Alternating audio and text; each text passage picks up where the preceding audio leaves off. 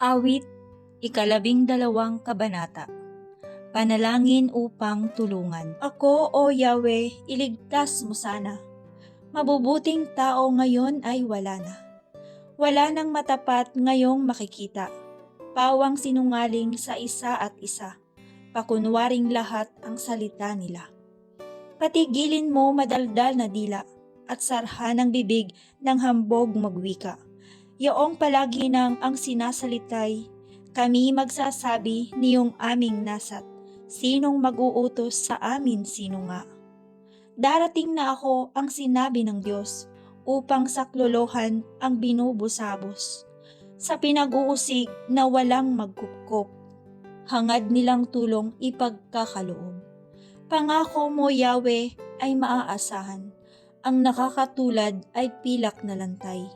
Tinunaw sa horno matapos mahukay, 7 beses ito na pinadalisay.